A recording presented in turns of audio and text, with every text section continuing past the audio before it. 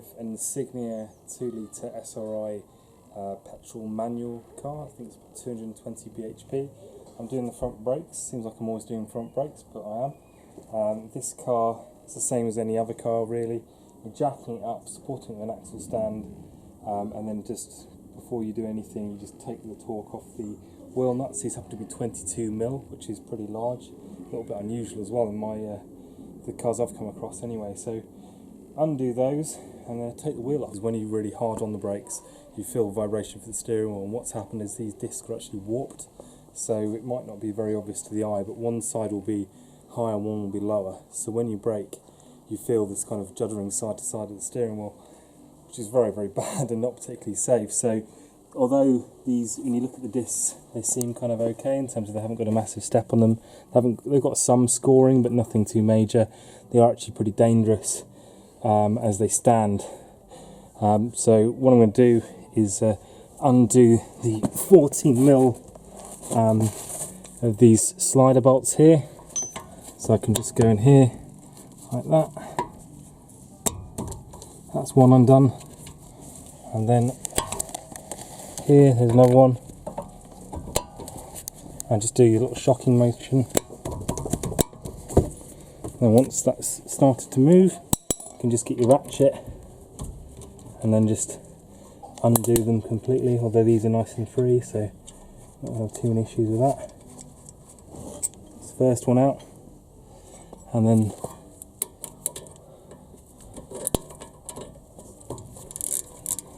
so that's spinning already.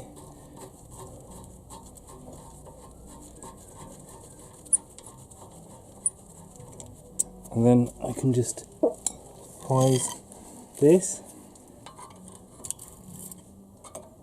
like that with a large screwdriver.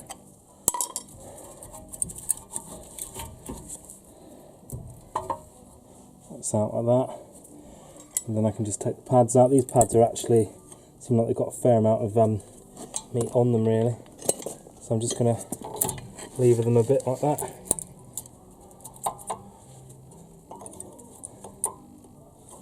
I'm actually not going to use these again, so these could come out any which way really.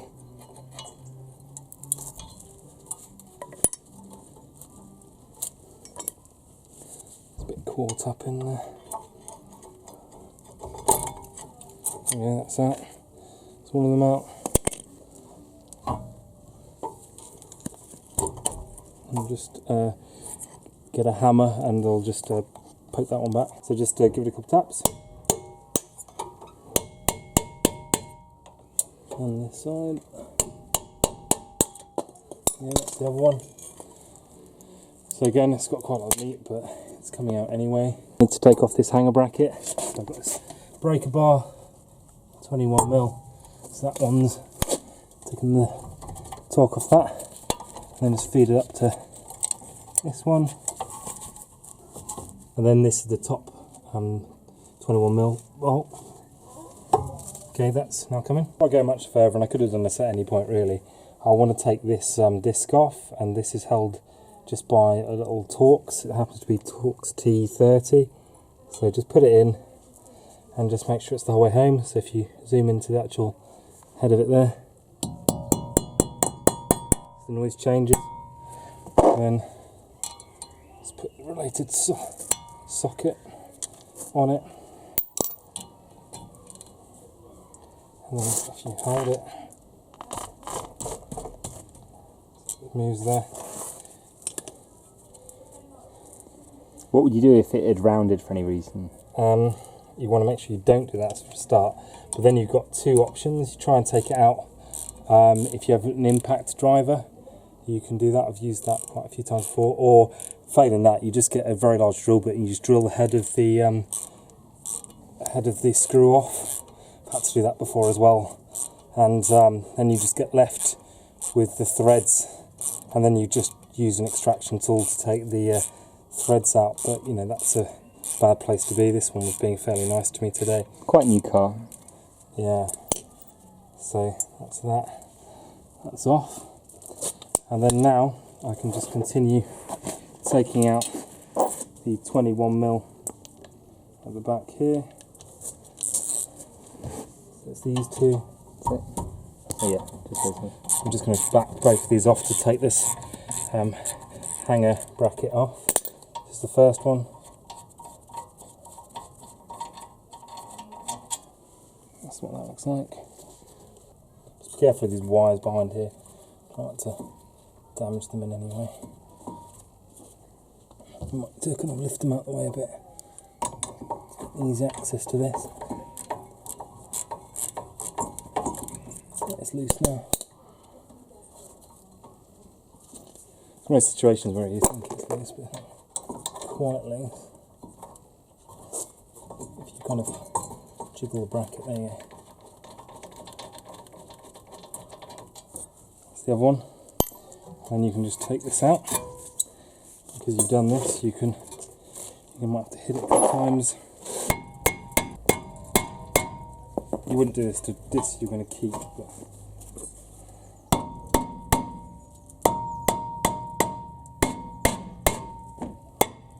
There you go. our disc is off, this is obviously the hub. And what you want to do is make sure this is flat. If it's not flat, you get the situation whereby one side might be higher than the other, so it won't be running true.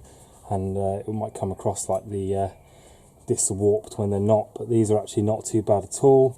But either way, what I'm going to do is just take off any surface crap, and I'll show you what it looks like when that's done. I've done that, we're going to clean it off. With what? Brake cleaner. Alright, okay. And then wipe it as well. It will actually evaporate so in front of your eyes, so that's good. So that's all a nice place to be. Then just get my copper slip, copper grease, and then just put a little bit on here. You really don't need a lot at all, so I'm going to spread this really fine. Try and get some in that hole as well, because that might give you a chance to take off a little retaining bolt.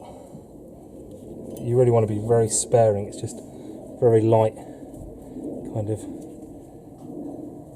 light amount all the way around where this brake is going to sit. Also makes it easier to pull the brake off later. And I always do this. Maybe some people don't. It's your calling card. Yeah, if you like. And on this hub as well, the brakes tend to get kind of sandwiched on this hub quite regularly as well. Well, maybe not in this car, but I've definitely had it before. So if you're going to keep the car for a while particularly, or even if you're not, it's kind of good karma going forward. You've just put some copper slip. Okay. Even that's probably a bit much, so I'll just wipe some of it off.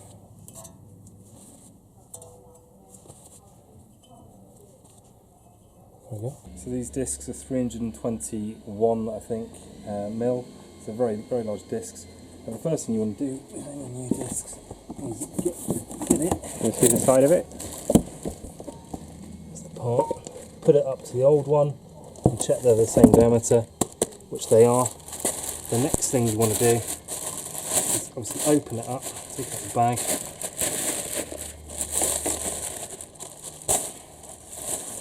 Get rid of that one. Get rid of the disc, and then just clean all of the kind of coating they sometimes have off them. Get some brake cleaner. And just clean the braking surface. Do that side. Again, do the other. Okay, once that's done, you can just load this in. Make sure you have this where you're going to have that little screw in place.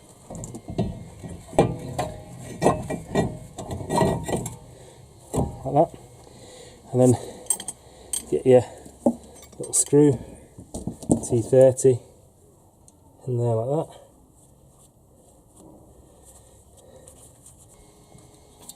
That's on there like that now. And then we need to wind this caliper back in. I'll show you how that works. Brake winder kit. So it comes with clockwise rotation like this and anti-clockwise, but you mainly need to worry about the rotation when you're doing rear brakes, so you need to wind the handbrake mechanism back in. Front brakes are just simple, you just have to push them in. Some people use G-clamps and all types of things, but if you've got the right tool, just use the right tool. But you can just put a G-clamp in there. I've seen people using screwdrivers and all types of things, but I'm using this. The idea is that over time, when your brake pad gets worn down, they get thinner together. So these two will get thinner on the disc, so they go in, so you get down to the metal. But this is sticking out. Now I've got brand new pads, my pads will be thicker. So what I want to do is I want to account for that by pressing this the whole way home. And I've got this brake winder tool, so this is the little plate that goes in here. So that you just pop it on here like that. And then you need the size disc. There's all different types of discs. I'm sure it tells you which manufacturer's which, but you just get the one that fits. So that fits right over there like that. It's about the same size as the piston. You stick that in there, and then it should be magnetic. Maybe it's lost some of that. And then all you do is you wind it out.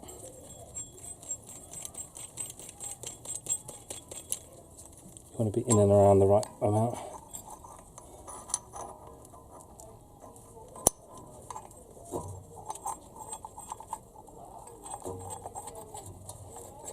Get in there now. Okay. And then you can just get your large adjustable spanner. This one I have here. And then look to undo this and therefore push it in. So you can see here, if you watch, see it's being forced back in. It's nice and progressive.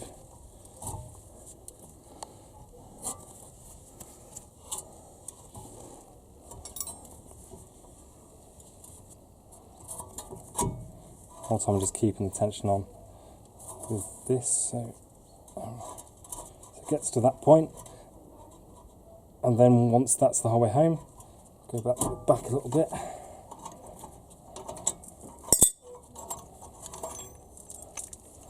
That's, you can see the whole way home. This dust boot isn't looking too clever. It seems to have a couple of nicks in it, but nothing really bad. I don't think any of them are going the whole way through, but either way, I'm not going to fix that now. So it kind of is what it is. So that's done.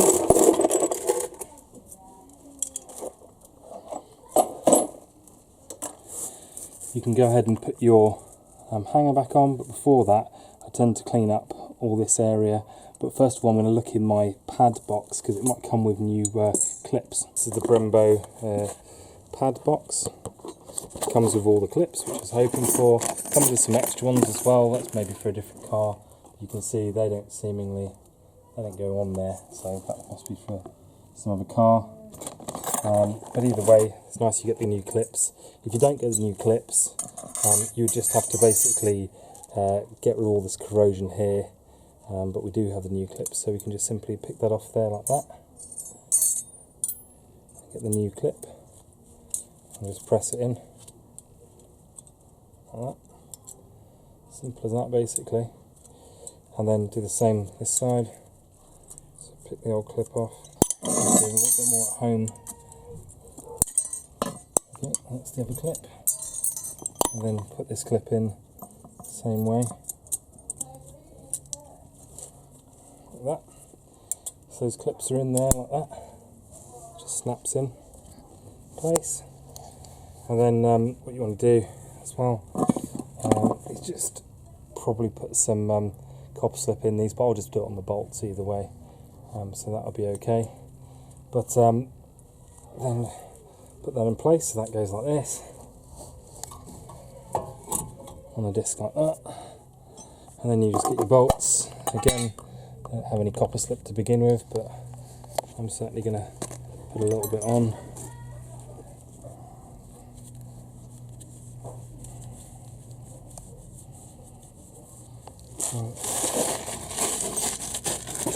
And then go in that hole there.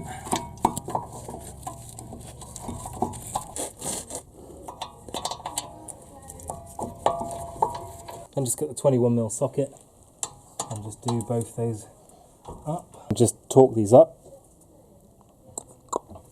And then the other one.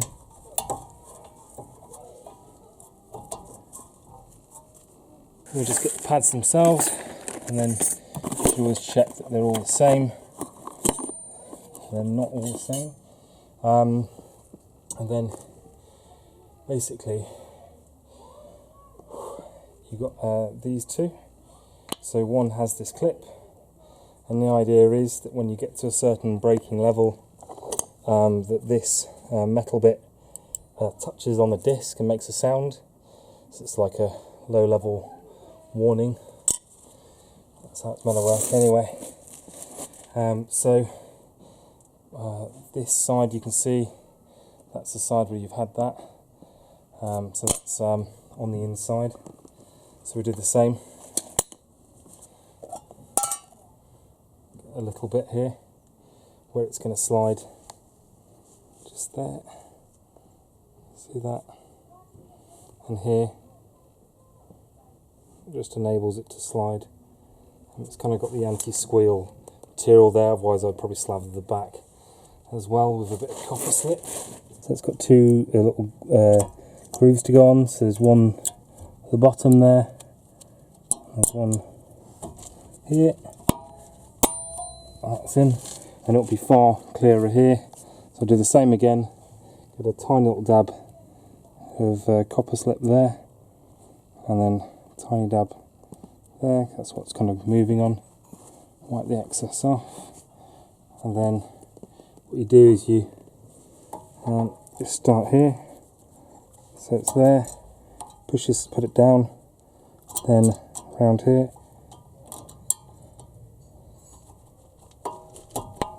there. And that is fully in place.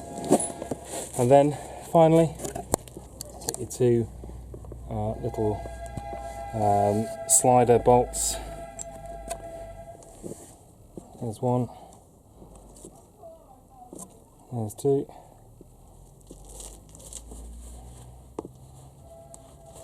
and then get caliper, and this should just slide over the top of this little lot because we've already pushed it in, and it does. But just make sure here, there's good check as well to make sure that these are nice and slidey, which they are. If they're stiff, you can take them out and put some CV boot grease or something over them. So that goes over there, goes over there. Put this lower one in, do that one up, and get this one in, and do that one up. Just make them hand tight for now. This is the actual slider in, which goes right in here to the hanger. This is what you can do is you can just do it up, but really you should get a 17mm here, and this is on the actual slider there to stop that moving, and then you can just, that's tight enough, that's ready. And then the same again on the bottom slider, get your spanner in, and then again just do up the 14. Okay, so now just put the wheel back on,